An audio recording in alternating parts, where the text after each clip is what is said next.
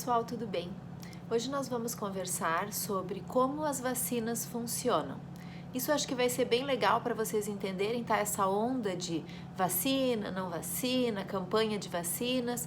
Então acho que vai ser bem legal para a gente entender a importância das vacinas e como que elas funcionam.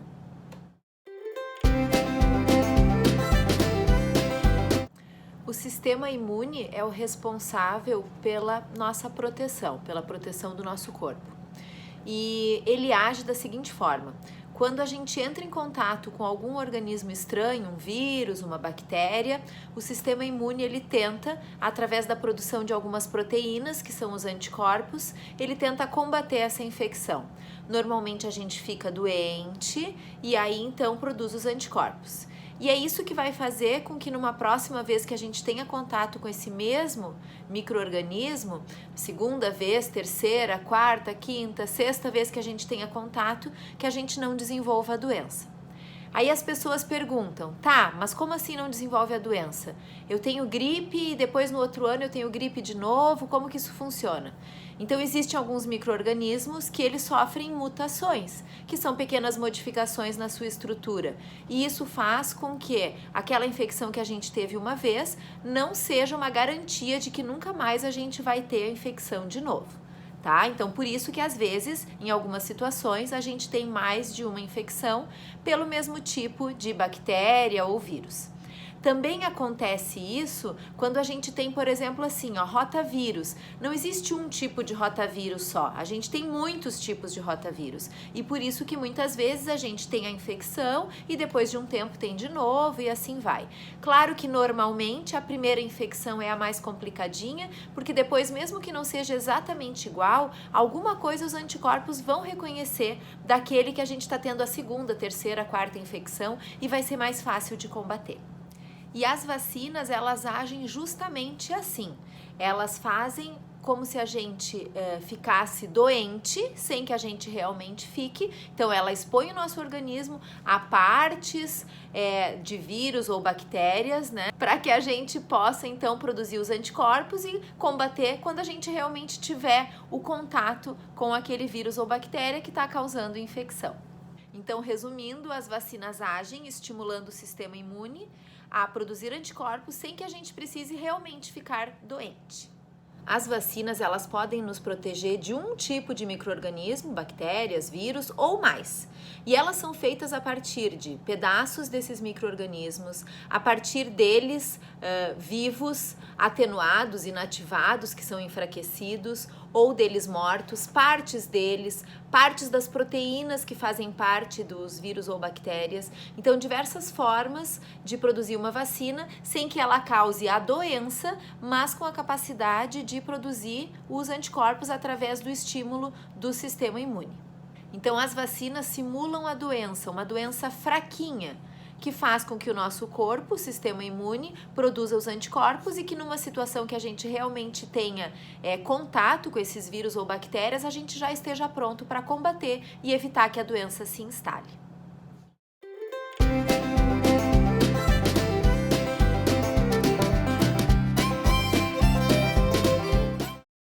Então, primeiro nós vamos conversar sobre as vacinas de vírus vivos atenuados. Então, são os vírus vivos que são enfraquecidos para não terem a capacidade de causar a doença, mas que produzem os anticorpos que a gente precisa. Essas vacinas, elas têm um potencial de causar efeitos adversos mais frequentes e esses efeitos podem acontecer até 5 a 20 dias depois da aplicação da vacina, inclusive. Com essas vacinas, nós temos que ter um pouco de cuidado, principalmente quando a gente vai fazer mais de uma vacina ao mesmo tempo, porque elas não combinam com algumas vacinas. Então, a gente tem que ter um pouquinho de cuidado e também aquelas pessoas que têm uma deficiência imunológica, que estão fazendo tratamento para câncer, que têm HIV/AIDS ou que usaram corticoide em doses, estão usando corticoide em doses altas, gestantes. Então, tem algumas contraindicações das vacinas que às vezes essas pessoas não podem fazer. Então, exemplos dessas vacinas, nós temos a BCG, que é aquela vacina que o bebê faz quando nasce, que ainda faz na maternidade. Nós temos a vacina da dengue, nós temos a vacina da febre amarela, essa vacina que vai ter na campanha agora, a polio oral, aquela da gotinha, da paralisia infantil também. A vacina do rotavírus, a vacina tetraviral, que é a sarampo, cachumba, rubéola e varicela, ou catapora. A tríplice viral, sarampo, cachumba e rubéola, que também é a vacina que vai fazer parte agora nessa campanha. E a vacina da varicela sozinha, tá? Então essas vacinas são exemplos de vacinas de vírus vivos atenuados.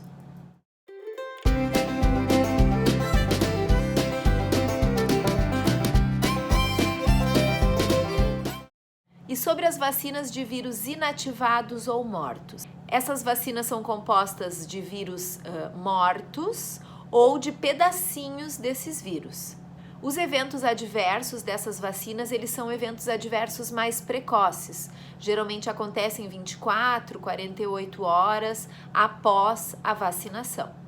E como eles são mortos ou são só pedacinhos, eles não são capazes de produzir doença. Então, as reações, os eventos adversos, eles têm a ver com uma resposta inflamatória. Dor local, um pouco de febre, vermelhidão, endurecimento no local onde a vacina é aplicada.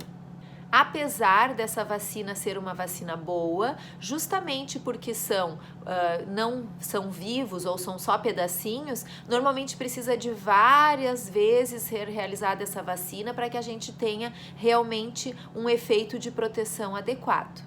Então ela demora um pouquinho mais, né? Várias doses são necessárias para a gente ter um resultado esperado bom.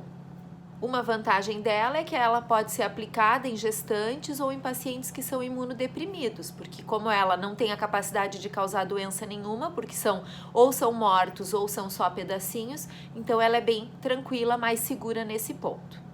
Exemplos dessa vacina: a difteria e tétano adulto, a vacina do hemófilos e influenza tipo B, as hepatites A, hepatite B, a vacina da gripe, influenza, as meningocócicas, as vacinas do pneumococo, as vacinas da polio inativada, aquela injetável que o bebezinho faz com 2 meses, com 4 meses, com 6 meses, a vacina da raiva e aquela tríplice bacteriana que ninguém gosta, né? Difteria, tétano e coqueluche, que é uma vacina que costuma dar bastante reação, mas que apesar dela dar bastante reação, febre, a criança fica bem irritada, fica mais chatinha, ela não tem os efeitos adversos tardios como as vacinas que eu falei anteriormente. Eu espero ter ajudado vocês a entender um pouquinho como as vacinas funcionam, a diferença entre as principais vacinas, para que a gente possa realmente valorizar essa possibilidade de proteger a nossa família, os nossos filhos. As vacinas foram, na história da humanidade, na história da saúde, uma das principais evoluções que nós tivemos. Então, muitas doenças que matavam milhões de pessoas hoje não acontecem em virtude das vacinas. Então, proteja a sua família, proteja os seus filhos, participe e faça as campanhas de vacinação e leve o seu filho para vacinar, para estar sempre com as vacinas obrigatórias do calendário em dia, tá bom? Um beijão e até mais!